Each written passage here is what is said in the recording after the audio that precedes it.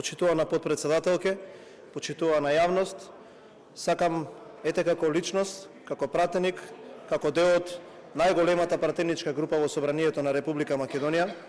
да го искажам ставот за оваа многу важна точка за која што ќе дискутираме денеска.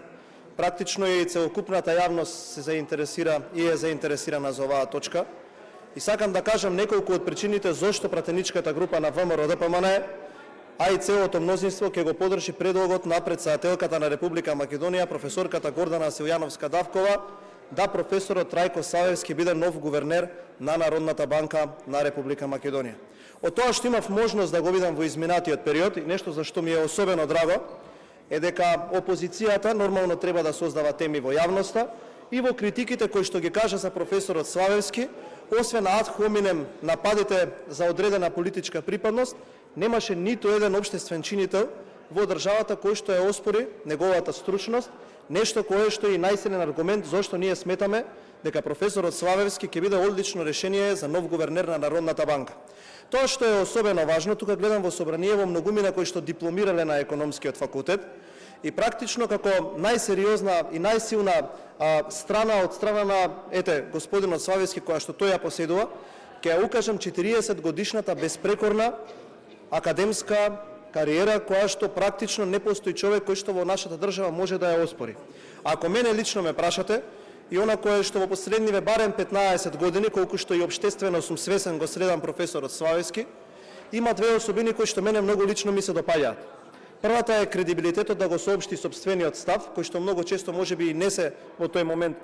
поклапал со некоја си политичка можност која што во тој момент му давала подршка. Тоа кажува дека има високи морални вредности, човек кој што има сопствен став и кој што има интегритет да го соопшти ставот кој што нели го има во моментот. И втората работа која што е многу важна, сметам дека господинот Славевски во овие 35 години независност е пионир во многу од економските политики, но она кое што може да се каже дека е можеби во топ 3, еве да не кажам и најдобар или најбрилијантен економски ум во нашата држава од аспект на економската наука.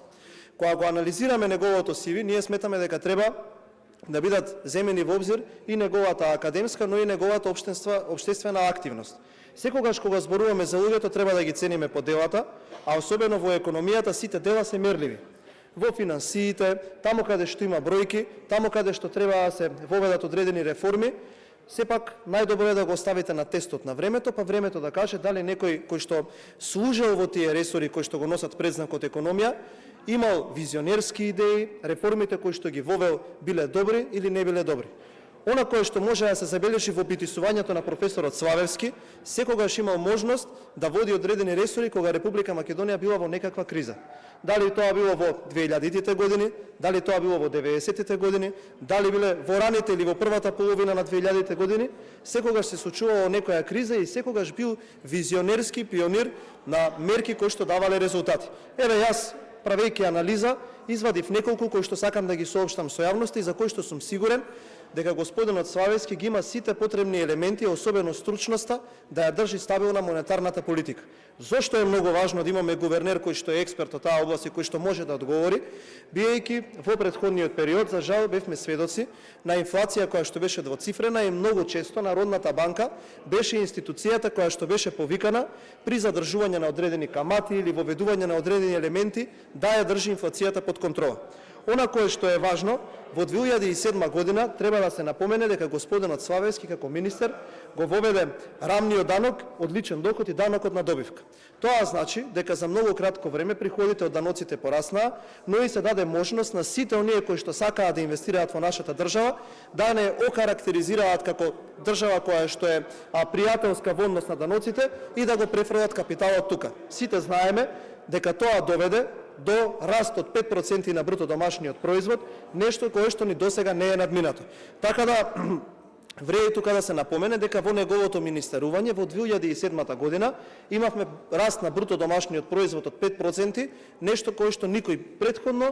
или некој до сега не успеал да го повтори. Она кое што е многу важно, исто така реформата бруто плата.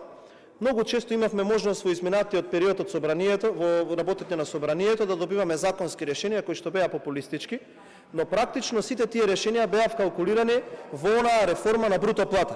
Зошто таа беше толку клучна и зашто одлучив да ја издвојам. Бидејќи од 2009 година се овозможи редовна исплата на платите и на придонесите. По некои статистики кои што ги имав,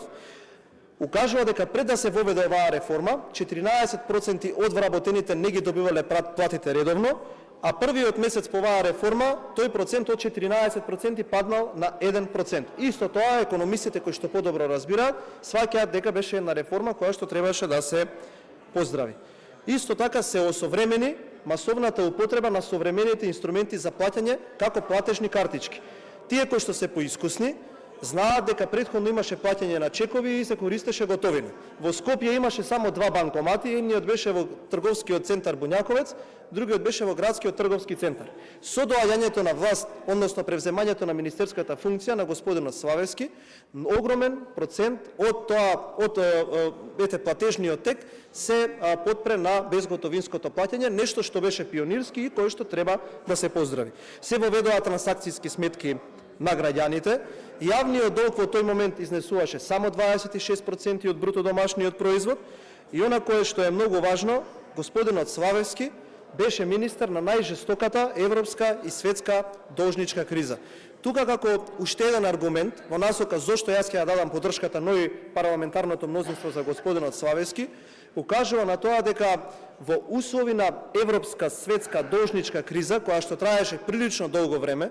во време кога целата Европска унија и најсилните држави беа во рецесија, ние представувавме успешен пример како таа криза може да се надмине,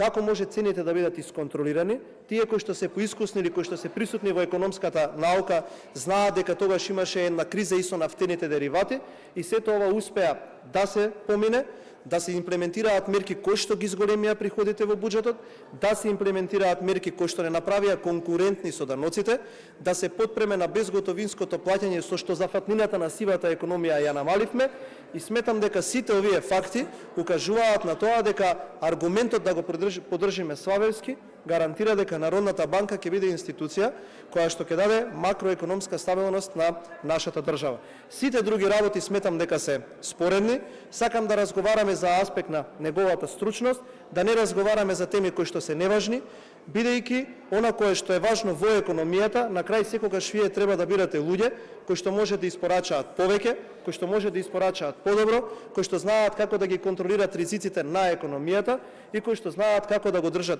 и девизниот курс стабилен, и инфлацијата под контрола, и девизните резерви, и банкарскиот систем, но и целиот макроекономски систем на нашата држава. Ви благодарам.